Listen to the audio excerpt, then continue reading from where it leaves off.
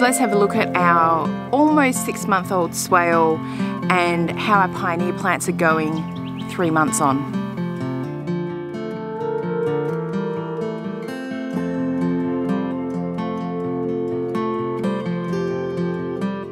Hey guys, welcome back to Rock Pile. It's October 2022 and I wanted to give you an update on our swale. We constructed the swale May, June this year. In June we put on our cover crop and mulched the swale. In July we planted our pioneer plants. The pioneer species that we chose were natives. Many were nitrogen fixers, and I chose some other lower level shrubs that had other benefits like being edible and that sort of thing. All of the plants and the cover crop in the swale has been hydrated by just the rain and just by being on the swale, being well mulched. So let's have a look at our almost 6-month-old swale and how our pioneer plants are going 3 months on. Okay, just to give you a bit of context, we have 3 sections of the swale. I should say we have 3 sections of berm with 1 swale. Starting from the house, we have the first section of berm with a crossover, second section of berm into a level sill, third section of berm. There is intention to continue this swale further across the property. That will be a later project. And you can already see where the cover crop is. It's still relatively green. The berm was seeded with a mixed cover crop of seed. Then we mulched it heavily, and then we planted our pioneer trees after that. See in here the combination of this cover crop and the mulch underlying there. So this top bit though, this stuff here, you would have seen in a recent video, I think that's a little bit green, we've already done 1 chop of our cover crop.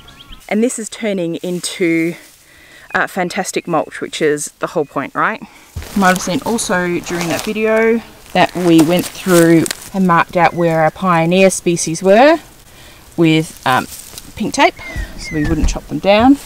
Berm number 2, or the middle berm, this one was also chopped and dropped and has also regrown massively. Berm number 1, which is closest to the house, we did not chop and drop this.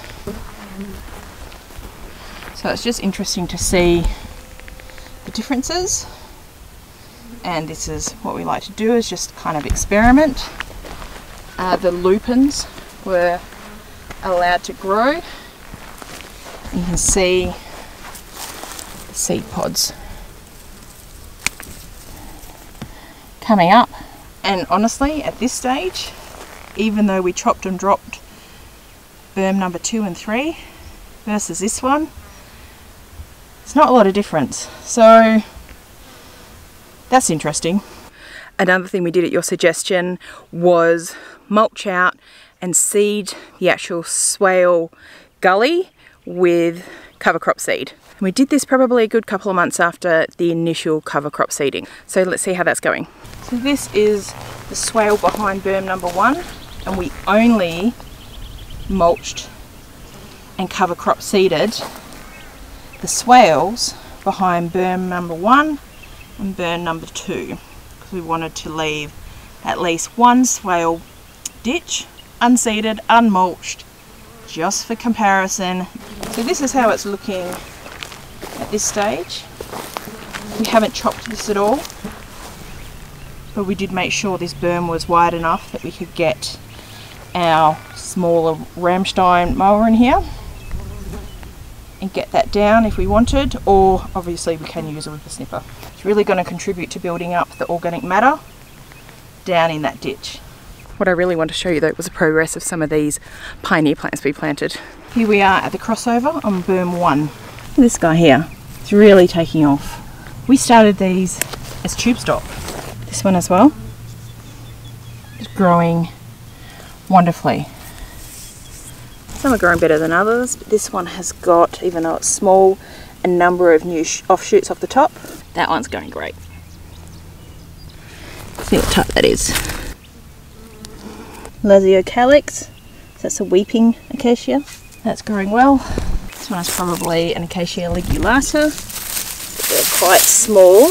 Yeah, ligulata. They started very, very small, so that's actually a decent amount of progress. For this one, it's going nice. Mariana brevifolia. I'm sure this one is the type of the triplets. Yep, I can see there. Salt bushes are edible. Spotted one of our acacias through the back here.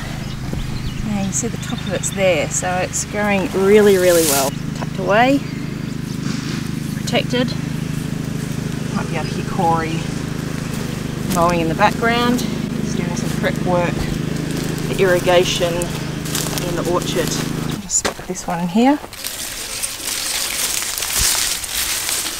Look at that guy. He's going awesome. And we've got an acacia here. He's going really well. Acacia, Cuminata fine. You can tell with those much thinner, longer upright leaves compared to, say, Acacia Lasiocalyx, which is the weeping type. You can see the leaves are broader and they've got this outward drooping tendency, even though it's still a seedling. Oh, you're going good.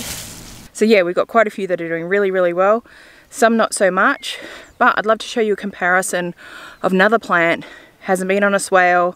It's been planted, it's a native, been planted for well over a year and is not going nearly as well as these guys. So Dozer, get out of the way.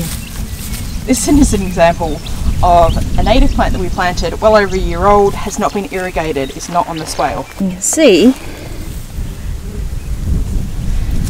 that while it's healthy, it's not growing very big compared to the amount of growth that we've got from some of those swale plants in like 3 months. So I guess one of our questions is, coming into summer, knowing things are going to die off, do we chop back this cover crop a second time to use as mulch, knowing that it probably won't have enough rain to regrow to this same height, or do we keep it in place to help protect the pioneer plants while they're young and they continue to grow? For this first summer, we will be irrigating the pioneer plants. We don't have a solid plan for that yet. That's going to be happening sometime over the next couple of weeks. Our priority is the orchard area, herb garden, etc, etc. We're not sure if we're going to do something with a solar power pump because we're off grid, or we're going to do drip feeding depending on what kind of head pressure we can get from some of our existing like infrastructure and tanks and that sort of thing. Because yeah, we really want to maximize the growth of these pioneer trees, so we're prepared to start planting in some of those longer lived species like the fruit and nut trees next season.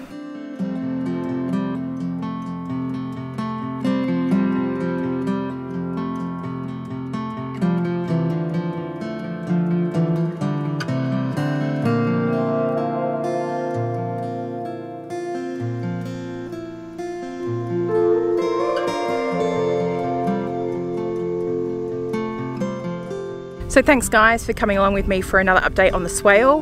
Would love to know your thoughts regarding the cover crop chop. Should we do a second one before summer, or should we leave it long to help protect the pioneer plants? Thanks for coming with us, and we'll see you on the next one.